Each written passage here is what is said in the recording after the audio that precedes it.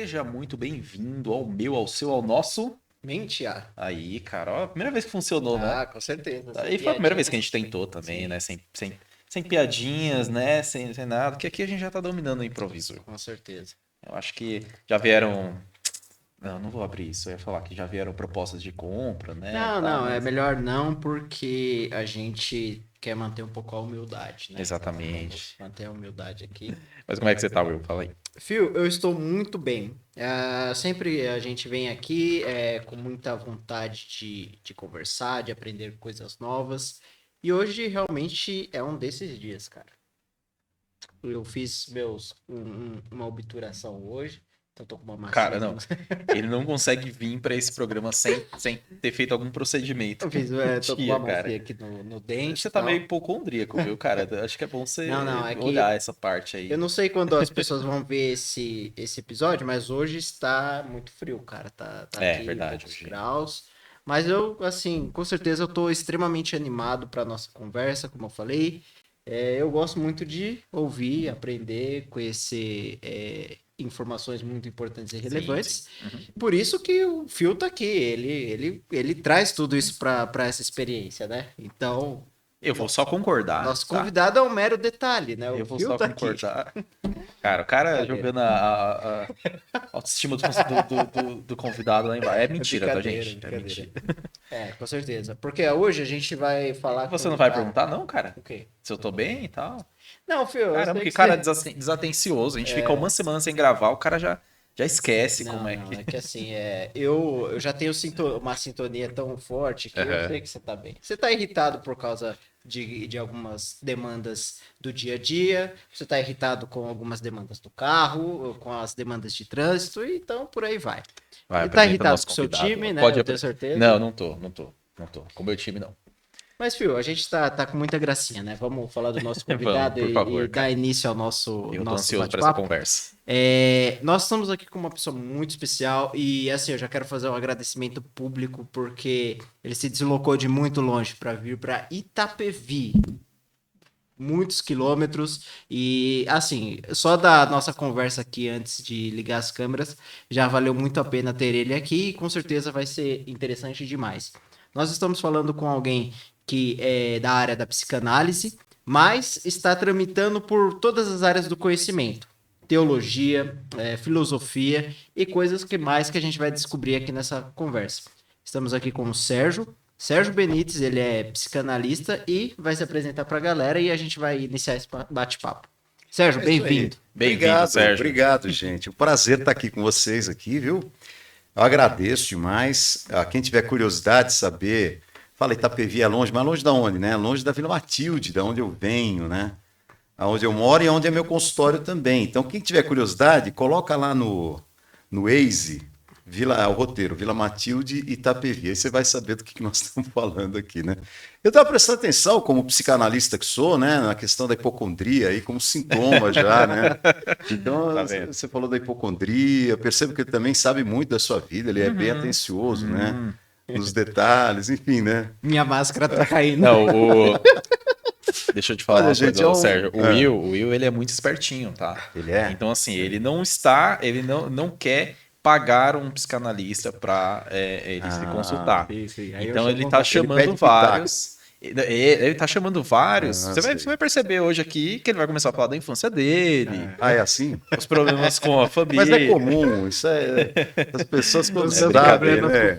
Exato, nossa DR e tal. Porque aqui é só encenação, fora das câmeras a gente nem se fala direito. Mas é normal. Olha, gente, é um baita prazer estar aqui com vocês. Eu agradeço demais o convite. Uma pena que a nossa querida Jennifer, né, que estaria aqui conosco também, psicanalista, hoje era para a gente fazer um bate-bola aqui com ela, não pôde vir, né, por razões logísticas dela lá, mas espero que breve a gente esteja junto aí, batendo bola, trocando uma ideia, né, e eu estou muito honrado de estar aqui com vocês, muito feliz também, acho que a gente vai ter um papo legal aqui hoje. Não, isso é certeza, Sérgio. Poxa, eu queria também agradecer, muito obrigado mesmo. Não é fácil, a gente sabe muito bem. A maioria dos convidados veio de longe, né? Sim. Só no começo que a gente conseguiu alocar aqui algumas pessoas mais próximas, mas assim, é um privilégio enorme você ter conseguido estar aqui com a gente hoje. É uma conversa que eu estava ansioso, tá? Assim como a Jennifer. Jennifer é maravilhosa. Ela é querida, Maravilhosa. né? Nossa, o pessoal Eu gosto elogiou muito dela. demais o episódio com ela. E, poxa, já tô convidando você aqui para um próximo episódio com ela. Pô, Porque legal. aí eu imagino que o Gui aí, o Franz, que aí separa, pelo amor de Deus, umas 5 horas pra gente nesse dia. Haja assunto, hein? Mas, Sérgio, vamos lá. Bora. Primeiro, eu queria saber quanto tempo de área você tem, né, na psicanálise. E por que que você escolheu a psicanálise? O que que te atraiu nessa área? Pois é, rapaz. Olha, se a gente for contar de idas e vindas, vamos fazer, eu sou ruim para chuchu de conta, mas essa história começa em 99 comigo. Olha, 99 tem chão, né? Então, Uhum. 99. 27 anos. Nem era 27 nascido anos, esse mais ou rapaz. Já menos. era assim, para com isso. Vocês acho que estavam ali gatinhando, se é que eram nascidos, estavam Eu já gatinhando. tinha 1 ano de idade, tá bom? Já tinham, então. Pois é. E eu estava ali me inscrevendo primeiramente na faculdade de psicologia. Eu, quando pensava, aliás, fazer um adendo aqui, né? Fala, puxa vida, quantos anos eu tinha nessa época? Eu acho que eu tinha uns 27 anos por aí. Mais ou menos isso, uns 27, 28 anos nessa. E é quando eu comecei a pensar mais consequentemente no que eu queria para a minha vida, para o resto da vida. Eu ia falar de um adendo que eu acho, honestamente, que aquilo que se faz hoje, né, que existe para o jovem ter que decidir o futuro dele aos 17 anos de idade, quando ele sai do ensino médio, ter que escolher uma faculdade e com o peso de que aquela escolha seja muito assertiva, até por razões financeiras, porque uma faculdade custa caro para chuchu, né? Sim. Então não dá para ficar se experimentando tanto, nem todo mundo pode fazer se dar esse luxo. É verdade. Mas eu acho honestamente que é uma coisa muito descompassada, porque você não tem, com 17, 18 anos, a mais mínima noção do que você quer para sua vida. Nada. Né? Você não tem, para começar, você não tem experiência alguma no trato com pessoas dentro de um mercado de trabalho, você não sabe o que as áreas fazem, você tem uma idealização, para você ter uma ideia. Quando eu tinha 17, 18 anos, eu pensava em fazer, ao mesmo tempo, ou jornalismo, ou propaganda e marketing na ESPN, ESPM. ESPM. ESPN é o canal de esportes. ESPM, ou letras, Olha. ou psicologia, e tinha mais uma que agora eu não lembro o que era. Então você vê um monte de coisa atirando para todos os lados. Sim. Né? E você ainda estava na vantagem, porque tem jovens que saem e não fazem a menor ideia, né, do que quer, né? Mas um cara que está atirando para 5 lados diferentes não faz Porque a menor ideia. elas não têm nenhuma correlação, né? É um bom ponto, realmente, Não é verdade? realmente. E aí, quando foi lá para uns 27, 26, 27 anos, começou a maturar algo na minha cabeça de que o lidar com pessoas, o trato com pessoas, o contato com pessoas é uma coisa que sempre foi muito natural para mim, sempre me fez muito bem, sempre gostei. E para mim o que fez mais sentido foi ingressar numa faculdade de psicologia. Na época eu ingressei na extinta São Marcos, né, que ficava ali na Avenida Nazaré, no Ipiranga, em São Paulo, uma baita faculdade. E por outras razões acabou que não fui até o final nessa empreitada. Mas esse bichinho já tinha me pego de vez, assim. Não tanto pelas disciplinas acadêmicas do curso de psicologia, porque eu confesso que até quem está em psicologia vai contribuir aqui com o que eu estou falando. Tem semestres da psicologia, são chatos para chuchu, que você tem aquela parte só de estatística, de não sei o quê. Olha, tem que passar pelo Vale da Sombra da Morte para você chegar ao paraíso primeiro, né? Depois tem uma parte muito interessante, quando você começa a estudar, principalmente, né, Freud, um pouco de Lacan, começa a estudar a psique humana, de fato, começa a ter experimentos, sai a campo, e aí é muito mais legal. Mas aí, eu olhava para o meu futuro, e a única coisa que eu vislumbrava, o que de fato eu vislumbrava, era eu sentado num consultório, recebendo pessoas e atendendo pessoas. Essa imagem já habitava a minha cabeça desde muito cedo. Uhum. Só que assim, né? A vida vai te levando por alguns caminhos e quando você não tem consistência em si mesmo ainda, você vai se deixando levar, deixa a vida me levar, a vida leva eu. E você vai.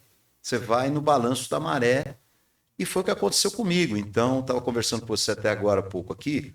Trabalhei muito tempo com vendas, venda de papel e celulose. Eu trabalhei com venda depois de plano de saúde. Trabalhei com um monte de coisas na minha vida. Fui fazer outras formações nesse meio de caminho, né? Comecei a me interessar muito por filosofia, passei a estudar filosofia aí por 12 anos, né? Não academicamente, mas muito consistentemente, de forma Certo. muito consistente, né? E academicamente acabei me formando também em teologia, Olha só. né? E depois, assim, não adianta, você roda e aonde você vai cair? Aí fui fazer o curso de psicanálise e aí falei, "Ai, pelo amor de Deus, isso de fato faz muito sentido para mim, né? Mas a psicanálise, ela nunca saiu como assunto da minha vida. Eu sempre estive às voltas, ou como sendo paciente de psicanálise, ou como sendo estudioso de psicanálise, ou como sendo psicanalista, né? Então sempre teve muito presente desde sempre Sim. na minha vida, né? Sempre estava sondando ali, né? Interessante isso que você falou no começo sobre o jovem, porque quando você começou a falar, veio uma imagem muito nítida na minha cabeça, que foi do meu último dia de aula no ensino médio. Você lembra? Eu e mais 3 amigos estávamos saindo da escola, todos felizes. Nossa, que maravilha, acabou. Juro pra você, Sérgio, a gente colocou o primeiro pé assim na calçada, bateu aquilo na cabeça. E agora? Tá bom, beleza, acabou. Mas e agora? O que a gente faz? O que acontece? Né? E você é obrigado a saber, né? Você é obrigado a saber. Tem uma Exato. pressão sobre você, das pessoas te perguntam, e aí, né? Exato. Pois E, enfim, na época eu já trabalhava. É engraçado porque, tipo assim, eu já trabalhava. Então não era a profissão que eu queria seguir, mas já estava ali, já tinha uma base, vamos dizer assim, né? Esses meus outros amigos não. Só que eu tive a mesma dúvida. Eu falei, cara, beleza, mas e agora? Sabe? Porque parecia que a escola era meio que um sustento ali, né? Poxa, calma, ó, você tá aqui ainda, Uma né? segurança, Uma né? segurança. Um berço, né? Um berço. É um berço da cegonha, né? Mas, poxa, que legal que você conseguiu voltar e hoje você se considera apaixonado pela Não, área, absolutamente, né? Eu estou exatamente onde eu deveria estar na minha vida, olha que legal. né? Então, eu faço exatamente o que eu deveria estar E fazendo, tem é o que que faz todo sentido do mundo, né? E de onde eu nunca deveria ter saído, afinal de contas, né? Mas acho que deveria sim também, porque a eu vida ia comentar. precisa te dar, você Sim, precisa ter vivências, sim. né? Às vezes acho que isso que você viveu fora, esse tempo fora da psicanálise, de repente tenha, sei lá, servido para alimentar ainda mais né, Sem dúvida alguma. esse amor, tipo assim, de você, cara, não, é realmente aqui e pronto. Apesar de ter trabalhado fora da área, eu sempre meio que sondei ali o que eu queria. E é interessante porque veio outro pensamento na mente quando você estava comentando, que era quando eu trabalhava com o que eu não trabalho atualmente, que é o que eu amo fazer, o que eu gosto de fazer, tinha alguns pequenos serviços que eu tinha que fazer que era meio que da área que eu atuo hoje. E eu lembro que, cara, quando eu abri ali Eu sou designer gráfico, gente, pra quem não sabe. Quando eu abri o Photoshop no horário de trabalho, porque eu tinha que fazer alguma coisa ali pro trabalho, Parece que é diversão. meus olhos brilhavam. Eu falava, Pois caramba, é. cara, é isso, é isso. E por que não, né? Você ir para o caminho no qual os teus olhos brilhem? Por que você vai fazer qualquer escolha pautada em qualquer outra coisa que não seja isso? E, então, hoje, acho que dos altos da minha idade que tenho, para mim não faz o mais mínimo sentido pensar diferente.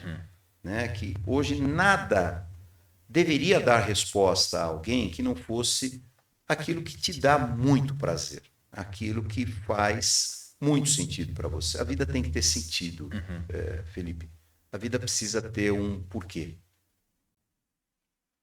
Eu não errei teu nome. Não, tá certo. Tá certinho. E tem que gostar de pessoas, eu imagino, né, pra essa área, porque é uma área assim que. Não, eu imagino que não é fácil e é doido porque as pessoas elas tendem a achar, tá? Tô tirando o dado aqui do orifício, tá? Mas eu imagino que as pessoas tendem a achar que elas vão amar sempre aquilo que é mais fácil fazer.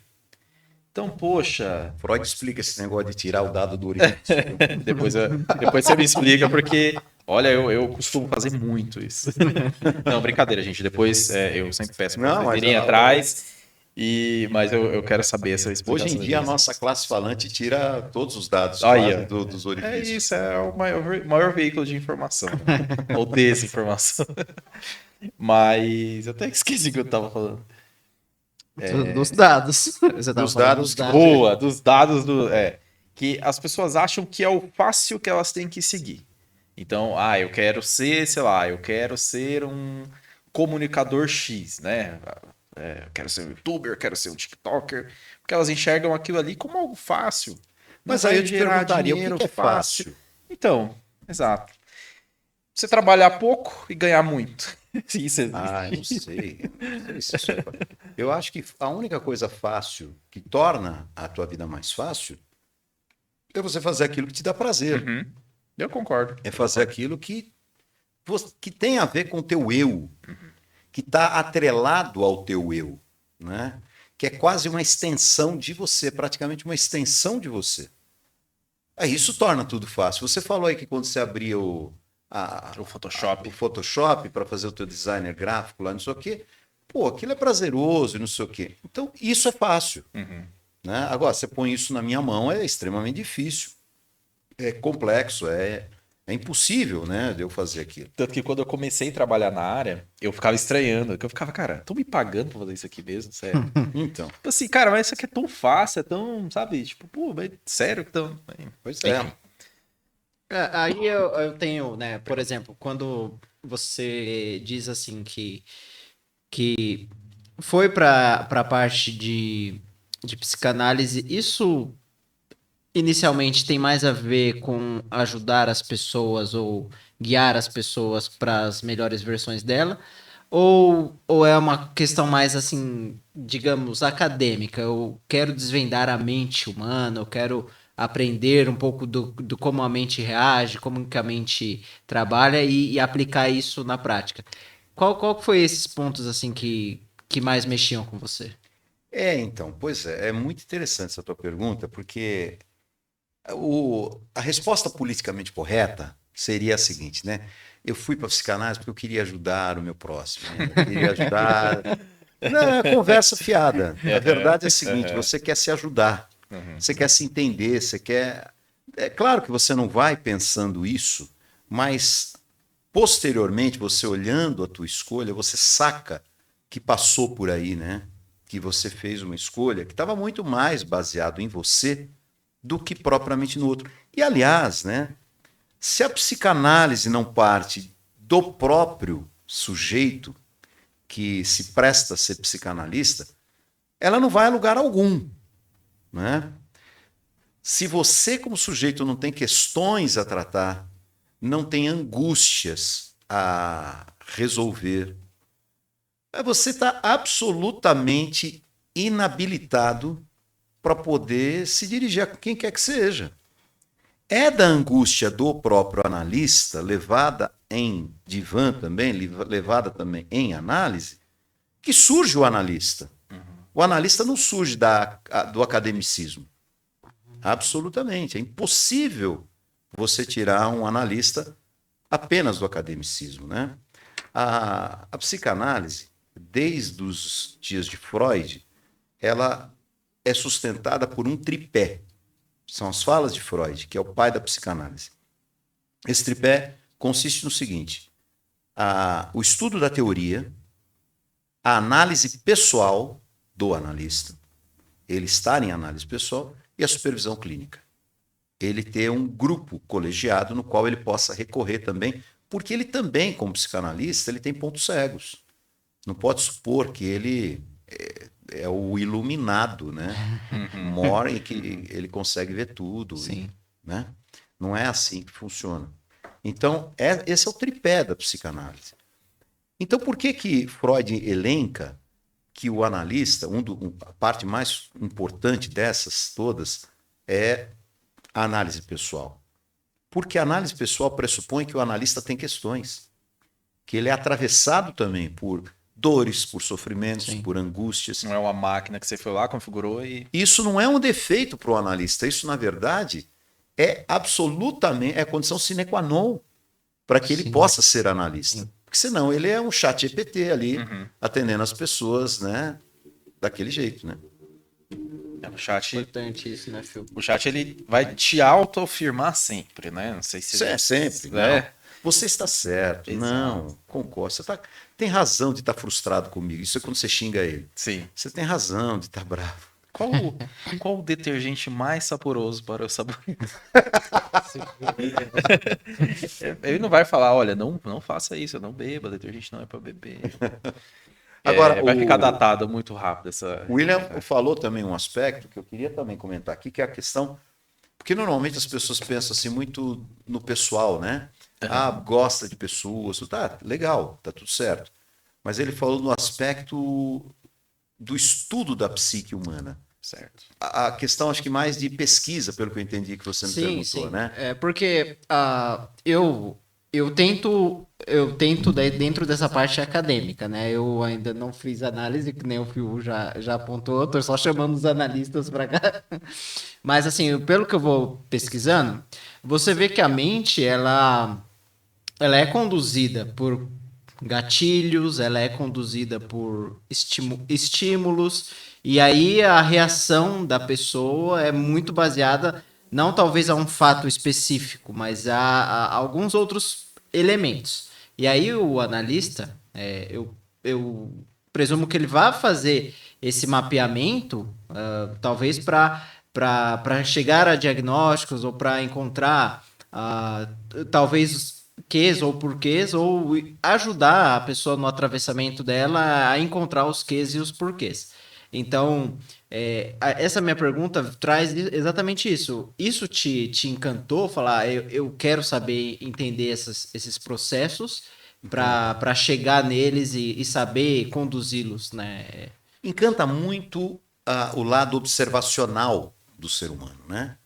Você poder sacar essas coisas, você poder perceber as nuances de uma psique, as nuances da alma humana. Por que é tão interessante? Porque você tem uma. Sim. Então, o que está dizendo, o pau que bate em Chico, bate em Francisco também, né? O que você está vendo no outro, você também está vendo em você. Você também, de alguma maneira, sente, você também saca. Você só consegue, inclusive, sentir e perceber e acolher quando uma pessoa chega para você chorando e diz, eu estou angustiado. Porque você sabe, porque você já ficou angustiado. Porque talvez você esteja naquele momento sendo atravessado por uma grande angústia também. É claro que o lado pesquisador é muito forte. Pelo menos para mim, como psicanalista, eu gosto da observação, eu gosto de perceber por onde caminha. Agora, o que o William perguntou é o seguinte: o que a análise vai fazer, assim, majoritariamente? Ela vai ajudar o sujeito a se ver, a se ouvir, a se escutar. Escutar um aspecto dele que normalmente nem fala, que é o aspecto do inconsciente. E na análise acontece como uma mágica. Ali, o que está no inconsciente vem à superfície, de alguma maneira transborda. E o analista, ele tem o seu órgão mais desenvolvido do corpo, é a escuta, né? É a escuta. Ele tem que ser um bom ouvinte, um bom escutador, que consegue fazer a ponte entre o que o sujeito fala e o que ele fala depois e mostrar para ele, olha, você percebe isso aqui, você percebe essa contradição. Sim. Então isso é fundamental. É levar o sujeito a se escutar para que ele faça pontes entre o que ele diz e nessas pontes ele possa caminhar a fim de resolver questões ali que são crônicas na vida dele. Sim. Né? Se autoanalisar, né? Sérgio, uma dúvida. Eu não me lembro se eu perguntei isso para Jennifer. Qual que é a diferença de um psicólogo e um psicanalista? Tá. Então vamos lá. Tem 3 psis, né? A gente tem o psiquiatra, tem o psicólogo e o psicanalista. O psiquiatra parece assim muito óbvio, mas as pessoas não são obrigadas a saber isso. Sim. São termos, né, que em geral as pessoas não sabem. Mas então acho que é bom a gente partir desse básico. O psiquiatra, ele é um médico que se especializa nas questões do cérebro. Vamos separar aqui mente e cérebro. Cérebro, a gente está falando do aparelho físico, né? Que é bombardeado por neurotransmissores, por uma série de químicas que acontecem. E o psiquiatra, ele vai olhar para os sintomas aparentes daquela pessoa ou descritivos daquela pessoa e ele vai tentar enquadrar esses sintomas dentro de um transtorno. Onde está essa lista de transtornos mediante os sintomas? Está num livro que o psiquiatra tem como uma bíblia, chama-se DSM, que é o Manual Internacional de Diagnósticos. Está na versão 5 atualmente, está indo para a sexta versão, né? É um livro tipo aquele O vade-mecum Vade-Mecum, dos advogados, né? É um parrudo, assim. Então, ali você tem, então, por exemplo, o transtorno bipolar. Então, você tem ali umas 15 características do transtorno bipolar. A partir de tantas características ali, o sujeito pode ser enquadrado naquele transtorno. Aí, o que ele vai fazer? Ele vai pegar, tem uma pancada de medicações possíveis para aplicar. E aí é tentativa e erro. Não tem jeito, ele vai. Esse tipo de diagnóstico que o psiquiatra traça chama-se diagnóstico nosológico, que é em cima do sintoma para efeito de enquadrá-lo dentro de um transtorno e a fim de medicá-lo. Então, o psiquiatra é esse que faz isso. E aí nós temos, fora o psiquiatra, os que lidam com a mente, não com o aparelho físico, que é o cérebro, mas lida com a mente no aspecto emocional, psíquico, cognitivo, etc. Esses são os psicólogos e os psicanalistas. E qual a diferença entre eles? A psicologia, em todas as suas vertentes, tem várias vertentes da psicologia, né? Então você tem o behaviorismo, você tem o humanismo, você tem a TCC, que é a terapia cognitivo-comportamental, e tem vários outros, né? Você tem a terapia breve, dentro da psicologia também, tem vários... Hipnoterapia entra também? Não, hipnoterapia, eu necessariamente? posso falar dela também, Claro. mas é uma outra, é uma coisa à parte. Tem psicólogos que usam a hipnoterapia, mas ela não faz parte da psicologia. Ela fez parte da história da psicanálise, já vou falar dela já. Perfeito. É só para não perder a linha de raciocínio. Mas o que é a abordagem e o olhar da psicologia? O olhar da psicologia é para o comportamento. Basicamente para o... Bom, eu já citei aqui dois ramos da psicologia, duas vertentes da psicologia. O behaviorismo. Behavior quer dizer comportamento. E o TCC, terapia cognitivo-comportamental. Então você percebe esse forte apelo a um olhar para o comportamento, né? Enquanto que a psicanálise, ela não tem tanto um olhar para o comportamento no sentido de modificar o comportamento, mas de entender o comportamento como sintoma de alguma outra coisa, de uma coisa que gere aquele comportamento, e é essa coisa que gera o comportamento e que está codificada dentro da gente que é o objeto da psicanálise. Então, enquanto um está preocupado em olhar para o comportamento, o outro está preocupado com a raiz daquele comportamento. O que isso muda na prática? Isso muda drasticamente a forma de conduzir a clínica. Então, por exemplo, se você chega num consultório com uma demanda de que você está muito ansioso, dentro de uma abordagem de TCC, por exemplo, você vai ser conduzido a se livrar dessa ansiedade por meio de vários exercícios, de pensamentos, de aplicativos, de respirações. E se isso estiver muito agudo, até de medicações para encaminhado para um psiquiatra te dar medicações. Certo. Porque o negócio é você resolver aquela questão comportamental. Se você chega com a mesma demanda, dizendo assim, na psicanálise, eu estou muito ansioso, opa, então tá bom, vamos sentar aqui nós três. Né? Eu, você, a sua ansiedade. Vamos conversar a três aqui. Porque a sua ansiedade é entendida, dentro da psicanálise, como um sintoma, e o sintoma sempre tem alguma mensagem a transmitir. Que mensagem é essa? Só que tem um negócio, essa mensagem, ela não é clara e explícita, ela é codificada. Por que, que ela é codificada? Por que, que tem que complicar tanto esses negócios? Também enche o saco, vocês complicam demais.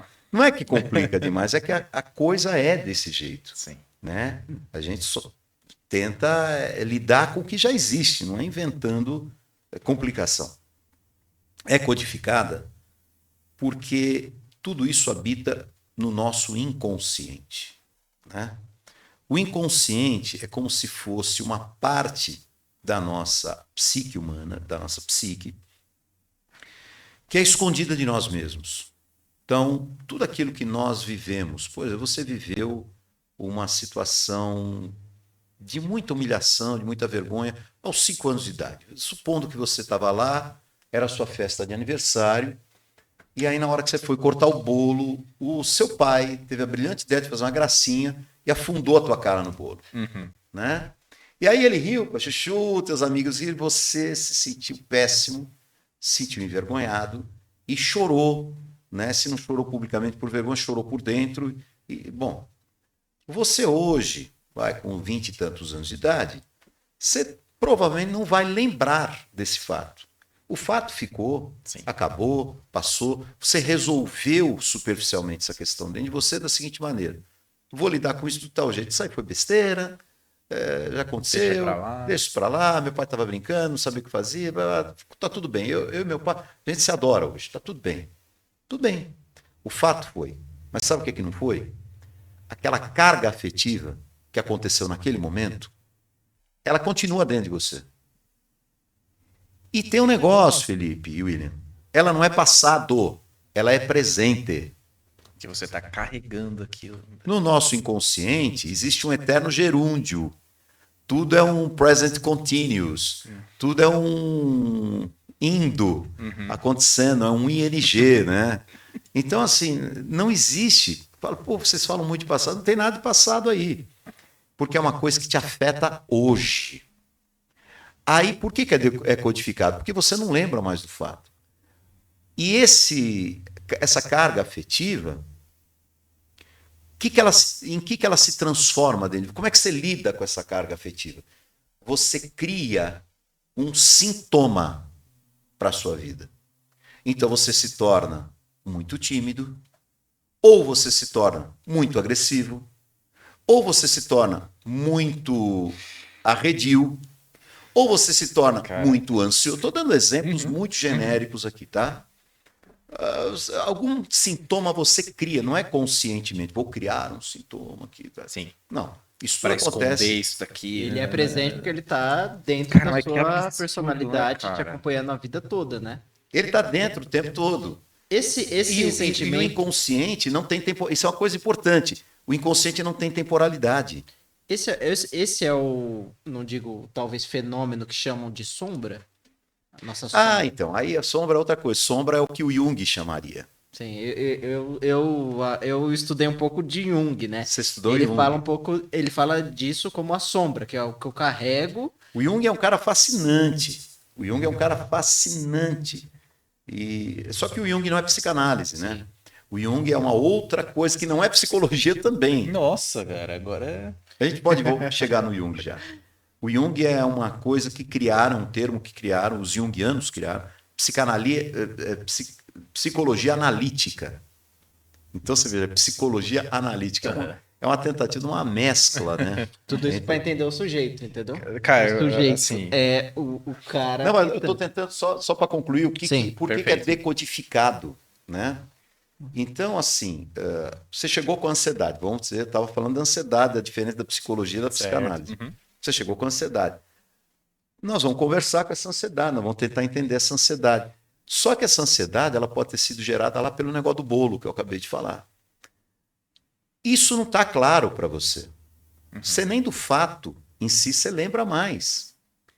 Então, como é que você vai fazer? Você vai começar a falar das coisas, muitas situações vão vir à tona e você vai fazendo pontos, você vai trazendo situações, você vai elaborando questões na tua vida, até que aquilo que está decodificado comece a emergir, comece a surgir.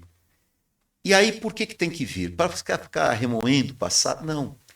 Porque lá, com 5 anos, você não tinha linguagem para poder se expressar sobre como você se sentiu. E aquilo que você não tem linguagem vira uma angústia crônica dentro de você. É a linguagem que te liberta dessa angústia. O inconsciente, diria Lacan, é estruturado como linguagem. O nosso inconsciente, até me arrepio, o inconsciente é estruturado como linguagem. Acho coisa mais linda isso. Porque você, hoje, nos altos seus 20 e poucos anos, você tem a capacidade de nomear aquele negócio. E dizer, por exemplo, não para o teu pai, talvez teu, dizer, a pessoa, teu pai até faleceu já. Você vai dizer para o teu analista, e quando você diz para o teu analista faz, às vezes, o teu pai. Você está dizendo ali, eu me senti muito envergonhado com o que aconteceu. Você está nomeando. Tudo que você nomeia, você mensura. E tudo que você mensura, você pode lidar. Então eu tenho que descobrir algo que está coberto para eu identificar e falar agora. Pois é. Interessante. Você percebe que o processo é muito mais complexo, é muito mais longo do que simplesmente lidar com o comportamento e falar, vamos fazer alguma coisa e tirar essa ansiedade daí. Por quê? Porque se você tira essa ansiedade daí, você tirou o sintoma que tinha algo a dizer. Exato. Né? É como se você tivesse com febre e ao invés de você investigar a febre, você vai lá e toma um antitérmico. Né? Então você tirou a possibilidade de saber o que tem de errado ali com você. Não curou, aquilo vai... Claro aquilo que pode... não. E teoricamente pode voltar, né? Então, Não, isso que talvez eu não ia... voltar em forma desse sintoma, mas vai criar outro. Isso que eu ia te perguntar. É a pessoa que ela faz a análise, que ela descobre isso e tal. Existe alguma chance disso, não sei, regredir ou voltar, algo nesse sentido? Não. Ou assim, quase impossível, não? Não, porque não é um vício no qual você vai ter recaída, né? A questão de você estar preso nessa situação É porque não está resolvido. é justamente por não estar resolvido, porque você não conseguiu estabelecer uma linguagem para aquilo, você não tem um nome para aquilo, você não tem um tamanho para aquilo. Se você imagina que a gente está aqui nesse estúdio, a gente apaga todas as luzes, você está sozinho aqui e começa a tomar tapa. Tem alguém aqui dentro com você, você não sabe quem é, a pessoa te enxerga com visão de infravermelho, né? Tô falando besteira, é infravermelho no escuro. Acho que é isso mesmo, né? Tem?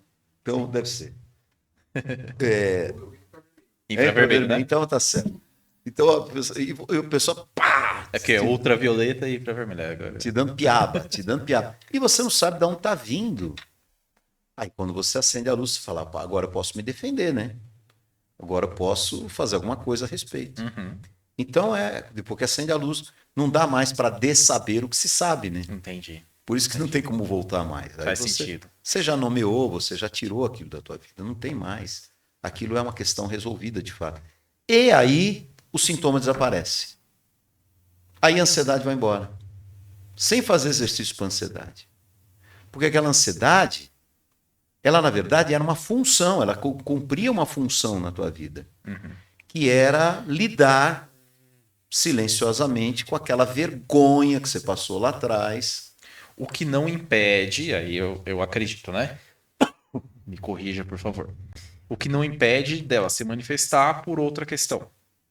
A ansiedade. A ansiedade. Ah, sim, tem toda a razão. Aí ela voltou, Tem. mas agora, poxa, pera, é outra... É outra questão. Olha, como eu falo, eu sou muito curioso, né? Isso é muito bom. Quando a gente entra nesse campo, por exemplo, da ansiedade, né? Algumas coisas que eu já pesquisei, ela nos indica que a ansiedade, ela não é uma coisa ruim. Ela é tipo o corpo te alertando Tipo a febre, das né? coisas. E basicamente Que o casa certo exatamente com toda deu, essa né? explicação.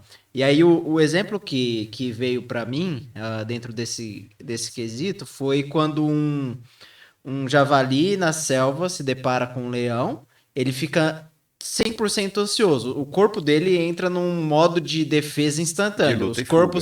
O corpo se enrijece, ele começa a ter força para correr e aí toda a energia do corpo dele é direcionada para aquilo, Exato. sobreviva. Então, teoricamente, a ansiedade, ela traz então isso, é tipo o nosso corpo falando conosco mesmo, Ela tem certo? uma função, né? Não, você deu o exemplo do javali, e se não acontecesse isso com o javali, ele estava perdido, né? Ele tava morto. Ele ia ficar lá, ai, que lindo. Então, leãozinho, olha Tão- só. Que tão leão simpático. maravilhoso, né? A gente está brincando aqui, mas esse é um estado em que muitas pessoas acabam entrando também, de se deparar com aquilo que angustiaria demais e entrar num modo, né? Não, tá tudo jóia, tá tudo bem, não sei o quê. Isso é um estado que se chama estado dissociativo. Quando a situação é tão Nossa, grotesca sim, que sim, você não sim, sabe sim, lidar, sim. ela te abala de tal forma que você simplesmente entra naquela síndrome do avestruz, né? Você enfia a cabeça na terra e deixa a bundona para fora ali achando que tá tudo bem. Você não tá vendo, então se eu não vejo, não existe, sabe? Cara, e isso é tão comum hoje em dia, Sim, você... é uma baita fuga, Cara, né? que doideira, que doideira. É assim, é muito simples ver porque você é fascinado por essa área, porque assim, É é muito fascinante de fato, fascinante, né? cara, é muito fascinante. Antes de falar de hipnoterapia, né, que a gente tinha comentado, Sim. como que, aí, assim, aí eu vou tentar fazer a do Will aqui, que o Will que faz as perguntas complexas e mais inteligentes.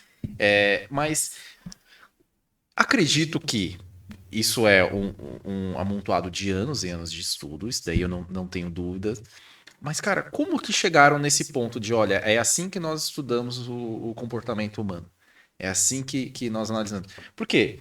O ser humano é extremamente complexo. Nossa cabeça é extremamente complexa. Nossa mente é muito complexa. Então, eu imagino que durante algum período existiram várias formas de você estudar o comportamento ou Uhum. estudar a mente humana. E hoje, me parece, tirando agora que eu acabei de descobrir que Jung não faz parte da psicanálise, eu achava Uhum. que fazia parte. Como que chegou nisso que a Quase gente tem fez, viu? hoje? Quase fez. Quase fez? Quase fez. Como que meio que se estabeleceu um consenso hoje? Se não estabeleceu também, me corrija, por favor. Sim, vamos lá. Do quê? De como você estuda a mente humana hoje em dia, como você entende a mente humana, Então, é uma segundo a coisa, você falou, né? psicanálise. Tão complexa, de onde surge? Eu acho que isso surge porque de vez em quando a vida nos presenteia com um sujeito genial que surge, né? E lá nos idos de 1800 e tanto surgiu um desses sujeitos geniais chamado Sigmund Freud, né? Que é simplesmente um divisor de águas no pensamento humano mesmo. De fato, é um cara da grandeza aí de um Aristóteles, de grandes vultos aí da humanidade, Uhum. né? Então, como é que o Freud conseguiu chegar às conclusões que ele chegou? Eu não faço a mais mínima ideia. É que ele, de fato, é brilhante, é genial, né? Uhum. Se você pega hoje as obras completas de Freud, são, se eu não me engano, são 22 volumes de 500, 600, 700 páginas cada volume, Nossa. né? Então você falou, é muito estudo, a gente está falando só do Freud, que é a base da base da base da psicanálise, né? Você quer saber psicanálise, pelo menos Freud tem que saber, Uhum. né? Aí você vai para Lacan, Lacan que é o grande precursor não, o grande sucessor de Freud, né? Aquele que traz como proposta o retorno a Freud já em 1950, por aí, mais ou menos, lá na França, porque a psicanálise tinha tomado outros rumos, tinham tido outros autores, né? Você teve Melanie Klein, você teve Bion, você teve Ferenczi, você teve depois Donald Winnicott, você teve vários autores da psicanálise, e aquilo que o Freud tinha como premissa, o Lacan, muito zeloso dessas premissas, ele pega e traz o retorno a Freud. Só as obras de Lacan também. Você tem os seminários de Lacan, são 20 e tantos aí, 25, 28, se eu não me engano. Também, tudo parrudo, né? Aí você tem os escritos de Lacan, que é um livro dessa grossura aqui. Você tem muita coisa. Aí você pega o Winnicott, também é uma literatura vastíssima. Você tem coisa para você passar uma vida. E não é um livro que você pega para ler, né? Uhum. Assim, vou ler o Conde de Monte Cristo, vou ler Dostoiévski. É uma delícia de ler isso tudo, mas não, é uma coisa que é uma leitura quase que de consulta, de ida, de volta, é trabalhosa, né? Você vai passar uma vida e não vai ler tudo, isso é um fato, né? Vai passar uma vida e não vai conhecer tudo. Mas psicanálise não se faz conhecendo tudo da teoria psicanalítica, nem sendo um acadêmico exemplar. Não é assim que se faz psicanálise. É sendo humano, né? É sendo humano, é sabendo acolher a dor humana. É claro que você tem um amparo na teoria psicanalítica, e tem que ter mesmo, mas você tem que tratar as suas próprias questões, para você poder tratar as questões dos outros. Isso é fundamental.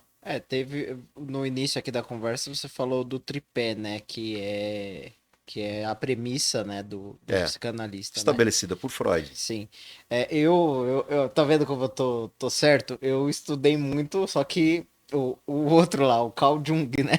Então, assim, quando a gente tava falando, eu vi algumas coisas do estudo dele, né, que batia, mas talvez não seja o conceito concreto, né, o que é utilizado o que é utilizado hoje em dia. Por exemplo, como o processo de individuação, né? Eu já li muito a respeito disso. E eu vi fenômenos assim na minha vida, né? Cara, parece que eu tô passando por um atravessamento. O processo de individuação, segundo Jung, ele traz você para você mesmo. É meio que você se encontrar, né? E aí vem a minha dúvida, que é assim, a gente vê que todas as coisas que dizem respeito à natureza humana, ela é de uma complexidade muito grande, ela não se resolve com uma resposta simples, né? Exatamente. Só isso que... aí. E nem coletiva. Então, era isso que eu ia chegar. Era isso que eu ia chegar. Tem um ponto que a gente estava comentando aqui no início sobre o inconsciente individual e o inconsciente coletivo. Uhum. A minha opinião de simplesmente uma pessoa que não entende. E aí, Sérgio, assim, de fato, tá sendo muito bom te ouvir. Eu até parei aqui o desenho porque não dava, eu não conseguia prestar atenção. Aquela parte do cérebro humano estudado pela psiquiatra. pelo psiquiatra e a parte da psicologia e psicanalista, isso foi para mim muito interessante. Mas voltando, na nossa densidade aqui, né, o que eu sofro olhando assim por fora é que a nossa sociedade, ela, na minha opinião, e é uma opinião que é baseado na minha experiência de vida e que pode ser mudada a qualquer momento, inclusive agora. As pessoas estão dentro desse inconsciente coletivo, agindo de formas, muitas vezes, orquestrada, comandada, como massa de manobra, digamos assim. E uma coisa que eu sempre gostei e sempre quis talvez contribuir de forma positiva na vida das pessoas, contribuir de forma positiva fazendo assim com que as pessoas se encontrassem, né? Encontrassem, sei lá, o seu propósito, encontrassem o porquê das vidas, porque realmente, né? A gente falando aí de situações que levam a outros tipos de enfermidades na alma, como ansiedade, coisas assim. Tudo isso é provocado por N fatores que estão ali impressos na mente, no inconsciente da pessoa. Então, assim, eu nunca achei legal o sofrimento humano, acho que ninguém acha, né, isso legal. Então, sempre parte de mim uma vontade de que as pessoas conheçam, talvez, ou a verdade, ou a si mesmos, mas parece que esse inconsciente coletivo, ele impede as pessoas. Por quê? Eu diria de que forma? Hoje em dia, todas as respostas são práticas, entendeu? Você vê na internet pessoas que são donas de todos os assuntos. E essas pessoas levam mais uma grande gama de pessoas e muitos deles para lugares nenhum. Então, não sei se existe uma forma de você ferir ou desestabilizar esse inconsciente coletivo, fazendo com que a pessoa tenha a noção da sua vida, das suas atitudes e comece a agir de forma, assim, positiva a si mesmo, longe desse inconsciente coletivo. Eu não sei se isso é um sonho utópico ou somente num despertar. E aí, E aí que entra o que eu diria de Jung. Carl Jung, uma das partes que eu estudei, né? Ele diz que o processo de individuação, ele é a parte que integrar a pessoa com a sombra dela. Ou seja, a sombra, aquilo que ela ignorou a vida toda, ela faz essa Mais do que integração. ignorar, mas aquilo que ela nega. Isso, ela nega, porque aí ele na parte do estudo dele, ele fala que nós desenvolvemos uma persona. O que é essa persona? É um personagem para lidar com para esconder aquela sombra e para eu me apresentar diante da pessoa. Digamos que diante da sociedade, digamos que isso seja uma máscara. Então, o processo de individuação ele passaria por uma catarse. Eu precisaria de um evento cataclísmico ali que me tirasse de uma zona assim e me despertasse para que eu atravessasse esse processo. Então, a minha questão é, como que a gente tira esse inconsciente coletivo das pessoas, se é que ele existe, ou se ele é um inconsciente individual, e quais os caminhos que a gente conseguiria comunicar para as pessoas para que elas, sabe, despertassem ou tivesse esse desejo de olhar para si mesmo, para sua alma, para se curar. É muito difícil a gente chegar nesse ponto, é muito complicado. Olha só, eu acho que você está chamando de inconsciente coletivo alguma outra coisa que você quer dizer. O termo inconsciente coletivo é um termo bastante específico. Você estudou um pouco de Jung aí, pelo que eu entendi, Sim. né? É um termo bem junguiano, né? Aliás, uma das razões do racha entre Freud e Jung, a não continuidade. Você tinha perguntado sobre se Jung não era psicanálise, né? E eu falei, era para ser. Depois eu falo disso, né? Eles começaram, o Jung começou junto com Freud. Ele era como um discípulo do Freud. Ele era mais jovem, era um jovem muito promissor, brilhante também. E o Freud tinha uma grande aposta no Jung como seu sucessor na grande descoberta da psicanálise que ele estava fazendo naquele momento. Só que aí eles divergem sobre pontos nevrálgicos da questão da psicanálise, que Freud... E aí você está falando de guerras de titãs, né? Tá falando de gênios da humanidade e egos gigantescos também, evidentemente que sim, né? Então não teve como continuar. E um dos pontos principais de divergência, além da questão da sexualidade, sobretudo a sexualidade infantil, é a questão do inconsciente coletivo do Jung. Então, o inconsciente coletivo, William, ele é, para Jung, é a concepção que Jung tem do inconsciente humano.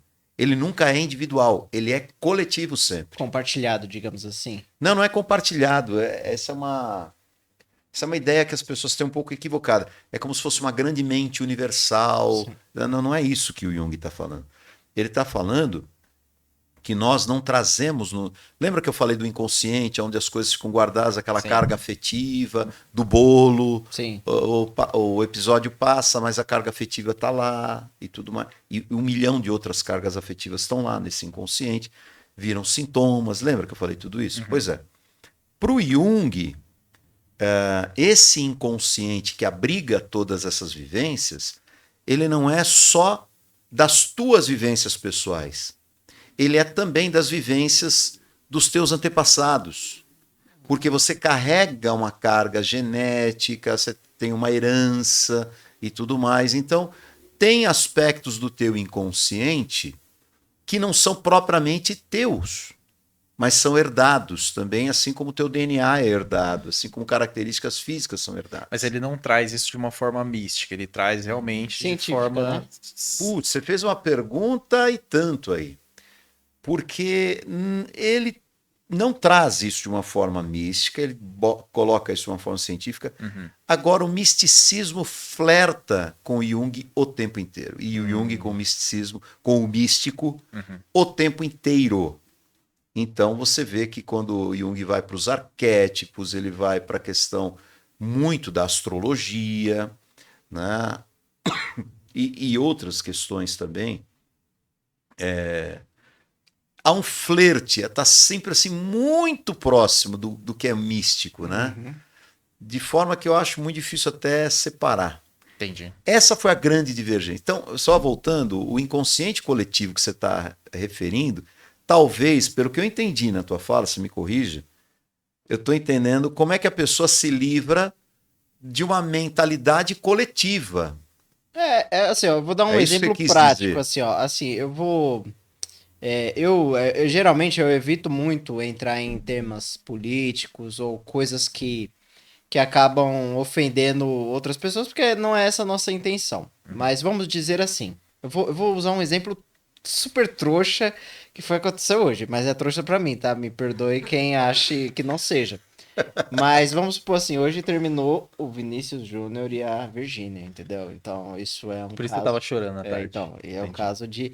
E aí você vê uma comoção Mas eles já geral. não tinham terminado? Não, Eu não acompanho oficialmente foi hoje. Foi hoje. Nossa, que negócio arrastado isso. Então. E aí, assim, isso gerou muita comoção nas pessoas, né? Nossa. Ah, e que não sei o quê. E aí viram o assunto do momento, puxa, o amor não existe mais, e não sei o que lá. Então eu me referiria a isso como inconsciente coletivo. Isso que eu não tô usando áudio do WhatsApp e nenhuma coisa do ramo político. Mas, assim, teve até uma outra manifestação que eu achei bem interessante. Você falou que ia falar de política, depois não ia falar, Não, agora mas falou da Virgínia. então, Não entende eu nada. só tô, alguém me cala. Por favor, me segura. Mas ó, foi um caso que, por exemplo, um ator da Globo, ele lançou um curso para para homens, homens, voltado no ramo. Ele é mais voltado pro catolicismo, mas ele tava um curso de desenvolvimento de homens. E aí uma parte da sociedade achou aquilo como ofensivo e prejudicial às mulheres, outra parte mais conservadora acha que aquilo é uma forma de formar homens, mas o que eu quero falar é o cerne da questão, é Sim. que teoricamente o curso não foi nem lançado, mas já existia uma definição de um lado, definição de outro. E Aliás, eu as acho pessoas esse estão definindo com muita facilidade, isso, rotulando com muita exatamente. facilidade. Aí eu classifico isso Putz. como inconsciente coletivo. Eu classifico, mas isso pode ser totalmente Não, descartado. não, esse termo é inadequado. Esse termo é muito específico do Jung. Sim, Nesse aplicativo que eu acabei de te dizer. sim, sim, sim. Fora disso, é um outro termo que você usa aí. O que é isso? Eu chamaria de coletividade, né? Sim. A coletivização. Que eu acho uma tragédia. Certo. Eu acho todo movimento coletivista uma grande tragédia para o ser humano, para o indivíduo. Se tem uma coisa que é a riqueza, por exemplo, da psicanálise, é justamente a subjetividade. Uhum. É tanto que você... Como é que você chama a pessoa na psicanálise? Você o chama de sujeito. Sujeito. É o sujeito. Não é o indivíduo, o fulaninho, o cidadão. É o sujeito. Por que é o sujeito? Porque ele é o agente da própria vida. E porque é a subjetividade. É o que acontece com ele, é com ele. Não é o que está acontecendo ao redor dele. Não é... então, quando você chega e fala assim, eu estou sentindo uma grande angústia. Então, me fale da sua angústia. Porque angústia não define a sua angústia. A sua angústia é a sua angústia. Percebe? Sim. Trazendo um pouco aí para filosofias, entraria na questão estoica, de tipo assim, poxa, vou tratar a sua angústia, eu não vou trazer um fator externo que de repente você não tenha controle, e você não vai conseguir mudar, não vai conseguir fazer nada, vamos tratar a sua angústia. Vamos conversar com você, o que está acontecendo com você. Olha, bom, nesse aspecto estrito que você colocou, sim, a gente pode fazer uma convergência com a questão do estoicismo. A questão do estoicismo é praticizar Eu acho. praticizar a vida, Uhum. né? Descomplicar a vida. Então, você pode lidar com o negócio? Não. Então, esquece esse negócio. Uhum. Você pode lidar? Posso. Então, vai e lida. Não fica resmungando, fica reclamando. Então, é uma forma prática de Marco Aurélio, né? O pai do estoicismo, de você lidar. É uma forma de lidar na prática com as coisas, né? Ela está muito mais voltada às questões práticas, do comportamento. Faz isso, não faz aquilo, resolve desse jeito. É mais um manualzinho Mas é muito legal o Sim, estoicismo, sim. hein? Dentro da filosofia, eu acho extremamente admirável e um baita desafio, né, a ser seguido aí o estoicismo. É É uma que você forma. fala, eu sou estoico, nada que eu não tenha controle não vai me afetar. Acho que não tem ninguém que seja estoico, viu? Ninguém, nem o Buda acho que era Ô, estoico, viu? ô Sérgio, a gente estava comentando um pouco antes sobre hipnoterapia, né? Tá. Que eu comentei aqui, que eu tava meio no off aqui, que a primeira vez que eu vi alguém conhecido sendo hipnotizado, aquilo, cara, como que isso existe? Isso aqui é coisa de filme, não é? mágica. Como isso é possível? Na minha cabeça deu um erro. Falou, cara, não, isso não existe. Não é possível que isso exista. E eu já tinha visto vídeos e tal, o pessoal que fazia é, shows, né, de hipnose, não sei o quê. Eu falei, isso aí é armado, cara. Isso aí não tem nada a ver, isso aí não tem Bom, como, tal. muito é mesmo. Muito sim, sim, sim. Mas assim, o quão ajuda a pessoa e na verdade vou fazer vou refazer essa pergunta. Qual que é o ponto que a pessoa precisa chegar para ela necessitar de um procedimento como esse? Hipnoterapia, acompanhamento nessa questão. E qual que é o profissional que faz esse tipo de tratamento? Você já tinha falado, acho que são psicólogos, né, que fazem alguma coisa assim. Não necessariamente, né? Uhum. O que eu disse é que tem psicólogos que Ah, tá. também praticam a hipnose. Perfeito. É um hipnoterapeuta. É uma ciência à parte.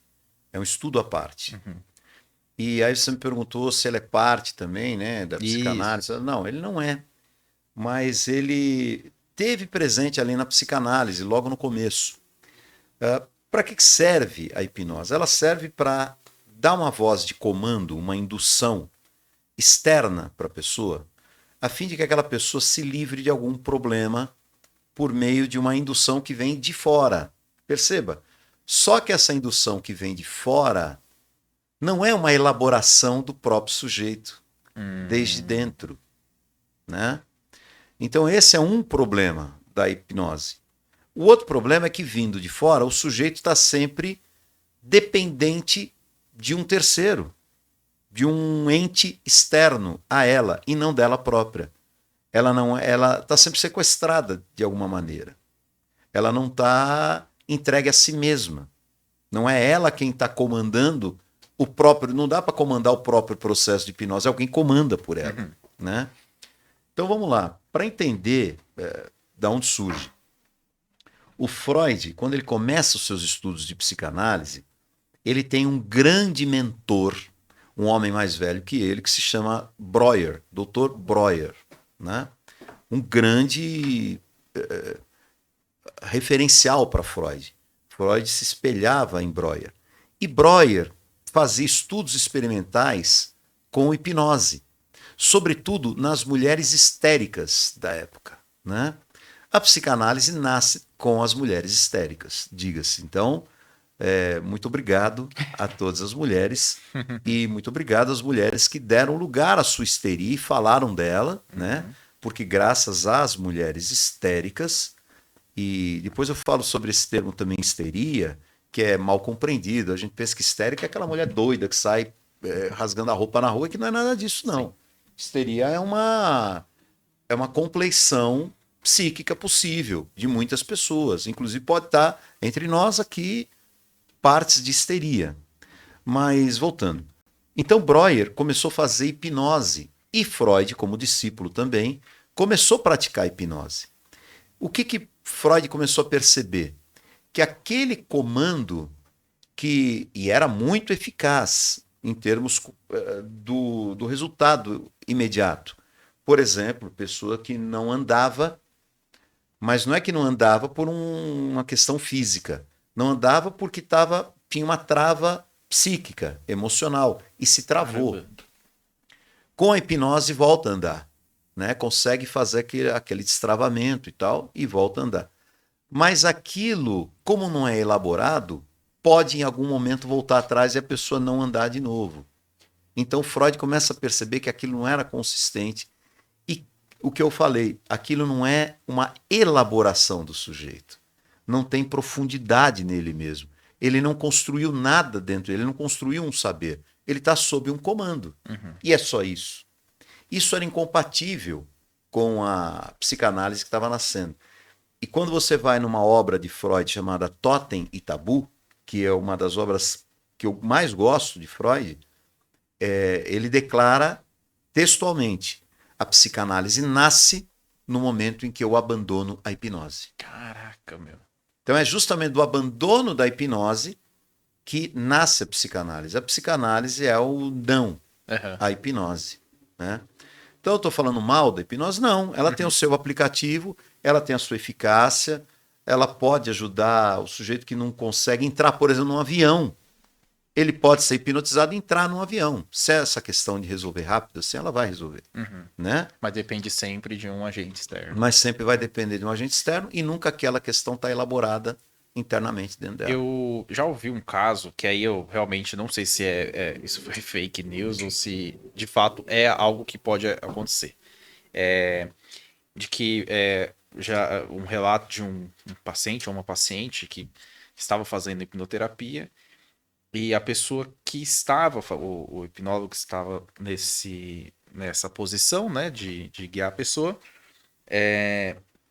acabou fazendo alguma coisa que se criou um trauma na pessoa. Então a pessoa estava fazendo para se curar de algum trauma, abuso, não lembro o que era, e aconteceu o inverso.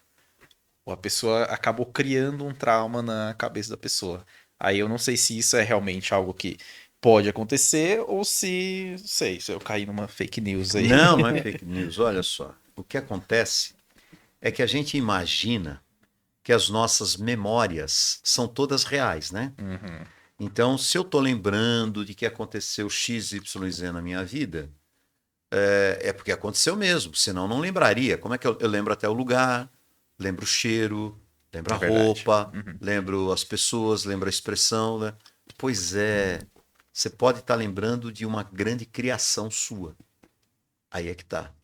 O Freud começou a escutar as histéricas e, em geral, elas eram mulheres que tinham, presta atenção, tinham sido abusadas. E o Freud começou a colocar como razão da histeria generalizada é o abuso.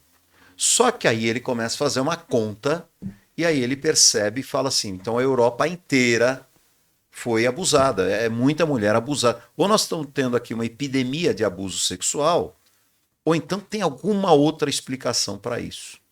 E o Freud começa a rever o próprio conceito.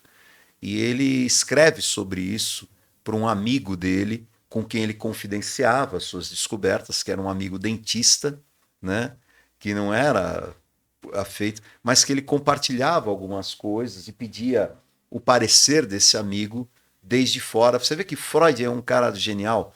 Ele já intuía que ele mesmo, como genial, poderia ter pontos cegos. Ele fala, o que você acha disso que eu estou vendo? Né? E eu esqueci o nome desse amigo dentista agora, me fugiu. Se eu não me engano, era um francês. E ele escrevia para esse camarada e tudo. Era um cara enrolado pra caramba, foi preso depois também, tudo atrapalhado. Enfim. E aí ele começou a perceber e ele começou a rever esse conceito de que taxativamente o que se fala é o que se viveu. E ele começa a perceber que as nossas memórias elas são preenchidas em algumas lacunas por nós mesmos. Então você lembra de um episódio A, depois você lembra do episódio D, e depois você lembra do episódio G. E o que você faz com o B, com o C, com o D? Você constrói. Você deduz que foi, então, daquele jeito e você cria toda uma história. Né? Então, boa parte das nossas memórias, admirem-se, são criações nossas. Que loucura, cara. Pois que é. Loucura. A gente acha que a mente nossa mente, né? mente E aí ele um local percebeu... fechado e imaculado. Sim, aquele bloco monolítico, Uhum. exato, matemático. E não é, de fato não é, né? É por isso que a psicanálise é muito subjetiva, é muito individual, mesmo. E aí ele percebeu que boa parte daquelas histéricas que diziam ter sido abusadas, elas acreditavam de fato que foram, mas elas poderiam ter criado aquilo como sintoma, inclusive. E muitas tinham de fato criado aquilo como sintoma. né? Aí você imagina que Freud já desde aquela época foi chamado de machista, Uhum. de sexista, de misógino, de uma porção de coisas, e não se tratava de nada disso, né?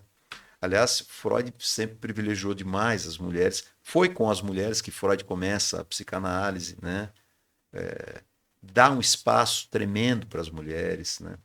Tem uma delas que estava no consultório do Dr. Breuer, que também era neurologista, assim como Freud, e ela querendo ali se expressar, querendo falar, e ele falando, falando, falando.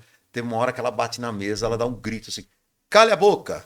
O senhor não está vendo que eu estou aqui limpando a minha chaminé? E aí ele fala que essa mulher é maluca, não sei o que, não vou tratar mais dela. E passa para o Freud, e o Freud fica fascinado.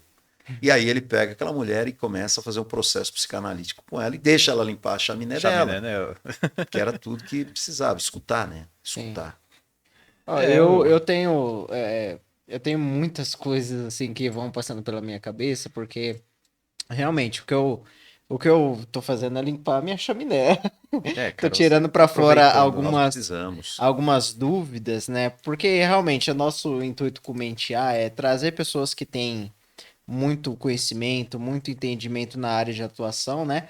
Para que as barreiras das falsas informações elas caiam e que chegue à luz esse tipo de conhecimento, né? Então, assim, para mim, realmente, eu só tô aprendendo aqui. Eu tô falando algumas groselhas aqui, mas para aprender. Sim, sim. A E groselha é gostoso. Não, mas o Sérgio também, assim, é uma pessoa extraordinária. Uma didática que, pelo amor de fantástica. Deus, E, invejo-te, viu, dessa E eu, didática. falando nessa Legal, obrigado. parte das memórias construídas, eu já ouvi um termo que trabalhava com a pessoa assim, para você vencer talvez algum trauma ou alguma questão da sua vida, você refazer a memória do seu dia e reescrever, tipo, no seu dia, maus momentos como bons momentos, né? E aí, isso também puxando pra talvez infância, né? Poxa, eu tive uma infância muito ruim com meu pai e tal. Aí, se você reescrevesse a sua memória falando, não, meu pai não era tão ruim, enfim, aquilo deixaria Uma de ter. espécie de revisionismo, né? Exatamente, eu cheguei a ver que existe uma técnica assim, né?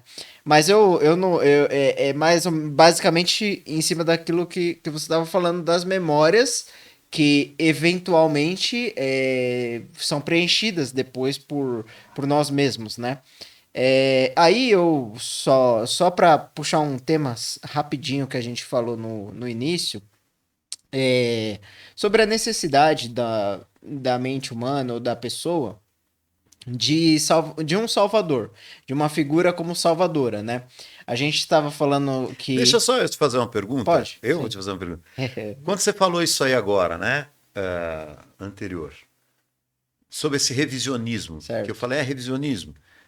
Você mudar a posteriori a narrativa sobre o que você viveu. Então você teve uma infância muito difícil, que foi o que você mencionou, muito complicada, né? E você reescrever aquilo lá dizendo, não foi tão ruim, foi legal.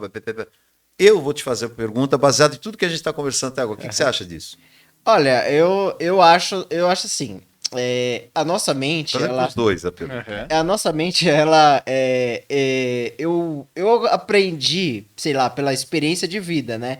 Que nem tudo é real. A maioria dos nossos medos ou nossas questões, elas são subjetivas e são basicamente de coisas que eu acredito, que eu boto fé, né? Então, se eu falo que né, por exemplo, aí eu vou falar exatamente da minha infância, né?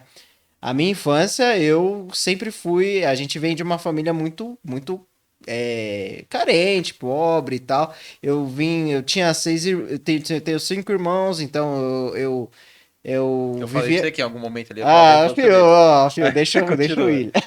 E aí, assim, basicamente eu pensava o seguinte: minha infância era muito ruim, por quê? Porque nós éramos em 6 e só o meu pai trabalhava, meu pai era pedreiro e os recursos eles eram limitados. Essa era a história que eu contava pra mim. Só que quando eu comecei a revisitar minha mente e falar, caramba, a gente tinha muita amizade, a gente conversava, a gente brincava. Então a nossa infância era carente do aspecto financeiro, mas era fortemente preenchida de amor, fortemente preenchida de irmandade, de companheirismo. Então, isso tornava ela valiosíssima e que os aspectos financeiros, eles não eram superiores a esse. Para mim, esse tipo de abordagem me fez entender que não foi tão ruim. E eu já, durante muito tempo, eu talvez escondia essa parte da minha vida, infância. Por quê? Porque eu olhava pelas minhas limitações e achava que aquilo era ruim. Olha, eu estou entendendo o que você está falando, mas eu vou dizer para você que você está trafegando. Isso é trafegar por um terreno muito escorregadio, muito perigoso. Sim, eu imagino. Vou te dizer por quê. Você sai de uma situação na qual você designa tudo como ruim a partir do teu aperto financeiro. Sim. E, de fato, esquece de aspectos legais e tudo.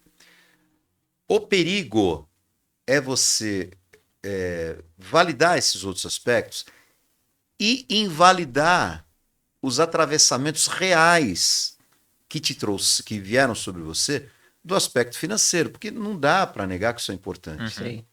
Que você passar privações, que você, às vezes, os teus amigos têm um tênis, você não tem direito que comer, as pessoas... Isso passa por... Não é só a questão da grana, isso passa por questões da autoestima, de como você se enxerga, da construção da tua própria imagem perante os outros, de como os outros te enxergam. Às vezes isso gera bullying. Então, assim, William, eu só acho que é trafegar num terreno perigoso quando se tenta falar, não, isso não foi tão importante, não sei o quê, porque aí é invalidar a própria dor. Sim. E esse não é um bom caminho. O invalidar a própria dor é justamente o que não se faz na análise, né? A análise está lá para colher tudo. E você pode ter, sim, a lembrança que fala, porra, minha infância foi legal pra caramba em vários aspectos. Tinha amigos, tinha diversão, tinha soltar pipa, enfim, qualquer coisa. E tudo isso é verdade. Mas também é verdade que você sofreu muito em outros aspectos. Sim. E isso precisa ser elaborado, que nem a gente falou do negócio do bolo, volta no negócio do bolo. Você precisa dar um nome para isso, que lá, quando criança, você só sabia que não tinha. Sim. Você não sabia o que era, você não sabia de nada. Hoje você fala, não, tudo certo, pô, coitado, meu pai trabalhava que nem louco lá. Mas quando você era criança, você não sentia isso desse jeito. Era realmente pesado. Na verdade, eu pesado. ia trabalhar com É ele. interessante. Aí, tá vendo? Você só sabia o seguinte, pô, E você não deveria, né? os outros têm, eu não deveria tenho. sim, porque você era criança. Não, tá? mas eu falo isso Então a tranquilamente. gente tem que porque tomar isso- só um cuidado para não sair Sim. negando as próprias Mas vivências. sabe o que é interessante? Que o Will comentou isso dessa forma.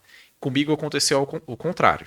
Por exemplo, a minha infância também foi difícil. Não foi tão difícil quanto a do Will. Quando o Will eu fico, cara, realmente eu tava difícil. Cara. que engraçado. Mas foi velho. difícil também e tal. Não cheguei a passar fome nem nada, mas assim, era o básico do básico e às vezes quase não tinha o básico. Mas nunca tive isso na minha cabeça de, nossa, caramba, como foi difícil a infância e tal, não sei o quê. Eu era pobre, na minha cabeça, pobre assim. Todo mundo era pobre. Todo mundo era pobre. Tudo era Exato. pobre nível William. O Will era miserável. É. E aí, brincadeira. E aí, hoje, não faz muito tempo, eu descobri que, cara, na minha infância, de certa forma, eu passei necessidade, passei fome porque sempre era o básico em casa, era arroz, feijão e, nossa, só e às vezes uma mistura aqui ali e tal. E conversando com outras pessoas, essas outras pessoas abriram os meus olhos para isso. Só que aí é engraçado, porque não se cria. Eu não sei se criou, se na minha cabeça criou algum trauma dessa época. É claro, me sentia. O pobre, pelo menos na época que eu era criança, o pobre, ele subjugava o mais pobre que ele. Então, né, isso. Eu acredito eu Aqui que em criou Itapevi marcas era e lei. se cria marcas até hoje. Então, tinha essa questão do bullying na escola. Você não tem um tênis de marca. O outro ali também não tem, mas o tênis dele é um pouquinho melhor que o seu. Né? Tem essas coisas, né? E é interessante porque, realmente, na minha cabeça foi o contrário. Eu fiquei sabendo que eu era muito pobre, mais do que eu imaginava que eu era. Você não Quando eu tinha fiquei consciência de que era, Ou né? seja, isso, Não é, era uma, isso é tão- uma boa elaboração. Você consegue nomear hoje o que você não nomeava na época. Né? Perfeito. Mas você falou do bullying. O bullying também. que é o bullying, né? Você falou um negócio muito interessante. O bullying, quem fazia o bullying? Outro pobre que eu era mais pobre que ele. Pô, é o sonho de todo pobre, né? Encontrar o cara mais pobre, né? É o sonho do ferrado encontrar o sim. mais É ferrado o que ele. oprimido, seu opressor. Isso é o Paulo Freire que fala, né? Paulo Freire fala, o sonho do oprimido é ser opressor, né? Sim. Então, você veja, o bullying é justamente isso, é o cara se consolar que tem um mais desgraçado que ele. É isso, é o bullying. Esse é o espírito do Excelente bullying. definição, cara, excelente. Não é excelente. verdade? É verdade, é verdade. Então, quer dizer, aquela pessoa que faz o bullying também é uma Aham. pessoa em sofrimento. Também é uma pessoa que carece de ser escutada. Porque uma pessoa escutada não faz bullying. Uhum. Ela lida com a própria dor. Agora, quando eu não tenho escuta, como é que eu vou lidar com a minha dor? Atacando alguém, fugindo dessa dor, recalcando essa dor, reprimindo essa dor, Sim. fazendo qualquer coisa. Ou então virando um maluco, atacando os outros e qualquer coisa desse tipo, né? Sim. Sim. Quando você tem aquele ditado assim, né? Faça terapia, porque gente feliz não enche o saco. É uma brincadeira, mas tem um bom fundo de verdade aí, né? Exatamente. Uma exatamente. pessoa terapeutizada, olha, ela tem menos chance de dar problema para o outro, para a sociedade, principalmente para si mesma, né? Uhum. Sim. Will, você tem um Você fala do presente? Salvador, né? Você não ia falar do Salvador? Sim, Isso. Da sim, síndrome de Salvador? Isso aí é legal. Isso. Você tem um presente para o nosso convidado. A gente está com um tempo curto. Eu quero muito ouvir essa questão do Salvador. Mas, pô, apresenta aí seu presente pra gente. Ó. E, Sérgio, Ah, depois que você comentar sobre essa questão do Salvador, queria que você deixasse uma mensagem, qual que é a importância das pessoas irem atrás da psicanálise mesmo, da análise. Por que que, assim, a gente conversou com a Jennifer aqui e a gente comentou algo relacionado a, cara, não deixa chegar num ponto em que, sei lá, você não consiga mais enxergar a análise como uma solução, ou, sei lá, como um caminho, né? Então, eu queria que você deixasse essa mensagem da importância das pessoas irem. Você acabou de falar, inclusive, né? Um pouquinho sobre, mas um pouco mais aprofundado sobre a importância das pessoas irem atrás da análise. olha, a questão. Vamos falar da terapia de modo geral. A terapia é um grande guarda-chuva que engloba tudo, né? Psicologia, psicanálise, blá, blá, e um monte de outras coisas que não são nada também. Tá dentro desse guarda-chuva, um monte de fajutagem também está dentro dessa palavra terapia. Quando se falava antigamente sobre terapia, ou sobre psicanálise, ou sobre psicologia, falava assim, "Não, isso é coisa de gente maluca. Eu não Era sou um tabu doido." enorme, né? É um tabu danado, né?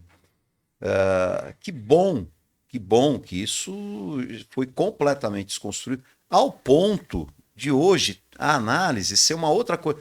Você sabe que a análise, eu percebo em alguns nichos, em alguns meios, ela virou status, inclusive. Você vai lá, eu faço análise. É verdade. Não, eu tenho analista, eu faço verdade. análise. O que é uma bobagem, né? Grande bobagem. Isso não é status de coisa alguma, na verdade. É um motivo de alegria de você poder dizer que você se trata. Assim como você fala, pô, eu cuido do meu corpo também, eu vou na academia, eu treino e tudo. Eu também cuido da minha cabeça. Olha, a análise não é uma coisa para quem está no fundo do poço, né? Sabe aquele negócio? Pare de sofrer, venha para cá, venha não sei o quê, faz a corrente do não sei quem. Não, a análise não é nada disso, gente. Você não precisa estar completamente arrasado para procurar, e nem deve Sim. chegar a esse ponto. Análise é quando você tem aquele que não encaixa. Você tem alguma coisa que não bate e você não sabe nem dar o nome desse negócio. Você tem aquele senso de inadequação. Tá tudo certinho, tá tudo legal, tá tudo bacana, tudo como deveria estar, mas não tá. Deveria estar feio. Sabe aquela música do Raul Seixas, chama Ouro de Tolo? Eu devia estar contente porque eu tenho um emprego, sou dito cidadão respeitado e ganho 4.000 cruzeiros por mês. Né? Devia, mas não tô. Devia estar feliz, mas não tô.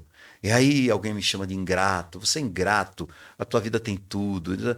E me chamar de ingrato não me faz feliz também. Eu falar que eu vou ser grato, então bom dia sol, agora sou grato, também não resolve porcaria nenhuma. Olha, você tem alguma coisa que não encaixa.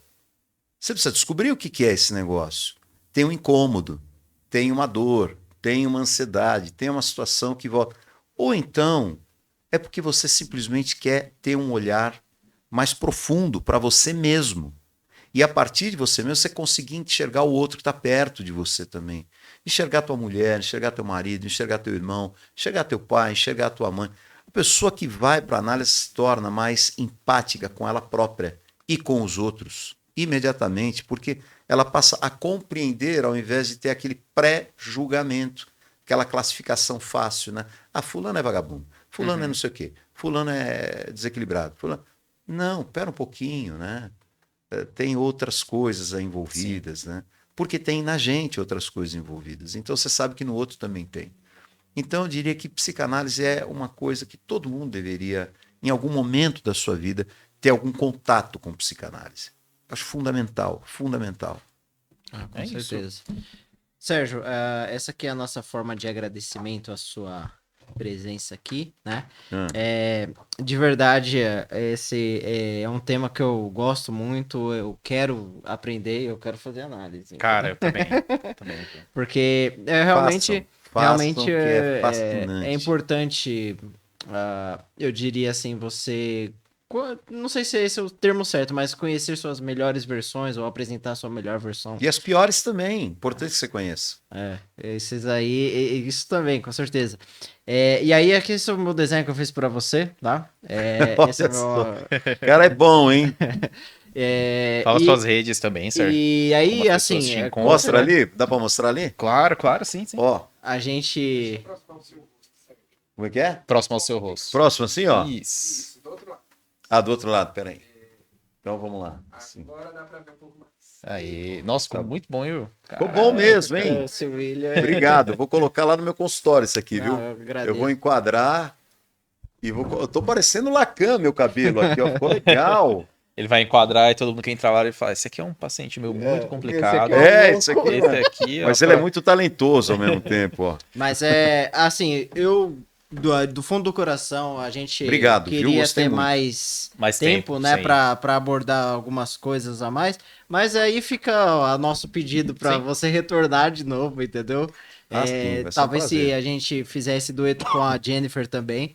Porque a gente vai puxando assuntos e Vai assuntos um atrás do ele outro, vai né? longe, porque realmente é muito importante ter Sim. pessoas da sua área de atuação que cuidem da mente das pessoas. A gente cuidem acabou das que nem pessoas. falou de teologia, de Não filosofia, falamos, de igreja, de um monte de exatamente. coisa, né? Tinha coisas Mas que, tá bom. que vai ficar pra É fase que 2, né? o assunto é fascinante É, e ele é você mesmo. tem uma didática maravilhosa. É, a Então, gente- assim, Ele é não realmente dá pra parar de. Eu- inesgotável, né? Eu fiz esse desenho aí com Inesgotável, raiva, verdade. mas não com raiva, mas porque eu queria prestar atenção e eu quero caprichar e eu fico assim, meu Deus. Mas assim, de verdade, Sim, eu agradeço a gente muito, agradece muito porque a gente tá falando aí algumas semanas, é uma distância longa, mas ter você aqui foi um grande presente pra gente. Poxa, pra mim também, muito E legal. aí, deixa as suas redes sociais Como para as quem pessoas te encontram.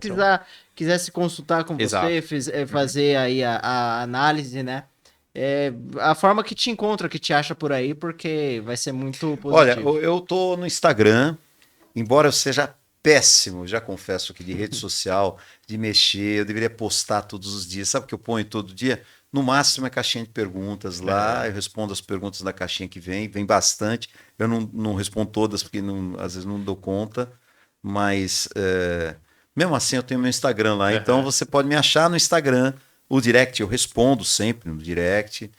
E na bio do meu Instagram tem um linkzinho que cai direto no WhatsApp também. Ah, maravilha. Então dá para entrar. O meu Instagram é psi, de psicanalista, PSI. Ele vai escrever embaixo? Sim, sim, sim. Então é psi.sergiobenites. Psi.sergiobenites, tá? Você me encontra lá. Ali tem várias postagens um pouco mais antigas, mas tem as caixinhas de perguntas diárias também, e tem ali na bio o linkzinho para você O entrar. WhatsApp. Uhum. Ah, e tem um e-book gratuito, inclusive, tá? Olha. Você tem lá acho que ainda tá lá, gente. Tô falando que eu sou péssimo nesse negócio. Se não tivesse, me perdoe, eu vou colocar lá de novo. Mas tem um e-book sobre ansiedade, inclusive, que eu escrevi, Super necessário. e que tá lá para você baixar gratuitamente no linkzinho da bio também, tá? É É isso, isso, Will. Phil. Pô, cara, Sérgio, obrigado mesmo, cara. Assim, é um episódio que dá dó da gente encerrar, cara. É. É uma Porque, pena, né? Tá infelizmente, gostoso, é gostosa a essas conversa. Mas, baterias não são infinitas. mas a gente reforça aqui Sim, que sempre que por você favor. achar aquele espacinho na agenda, senta Por aqui, a gente favor, vai por conversar. favor. A Sim. gente Bom. ainda não falou de teologia, a gente não falou de filosofia. E não e falou do tem- Salvador, que você queria e falar do Salvador. que eu Puxa tinha, eu vida. tinha Ele queria falar do Dá Salvador. tempo, Will? Ele Tem pouca, muita... Ele falou, Eu já tô na reservinha. Não, então vamos deixar. ele falou isso aí. desde fora É, do ar, antes de é começar, desse verdade. negócio do Salvador. Eu falei, vamos falar, legal. Mas Não, tá, fechou. vai- Fransky. Acho que esse programa bateu 1h30. Ah, não, então tranquilo. Gente, então, ó, @menteapodcast em todas as redes, @William Jesus, @Fransky Sauro, segue o Fransky lá também, que inclusive li seu quadrinho, viu? Gostou? Maravilhoso, cara, maravilhoso. Vamos começar fazendo um merchan mais forte aqui. Frágil, tá? Tá lá no nosso Instagram. Bom, gente, é isso. Obrigado para quem acompanhou até aqui. Procurem lá o Sérgio para uma análise, porque eu acho que eu já vou entrar na fila, viu? sim, Então, a gente já... a agenda vai Seja ficar cheia, bem-vindo. cara. Mas, pô, o episódio foi maravilhoso. Espero que vocês tenham gostado. E é isso, né, Will? Semana que vem a gente tá aqui de novo. É isso aí. Brigadão, Sérgio. Obrigado a todo mundo. Até a Valeu, gente. Obrigado. Valeu. Obrigado, Will.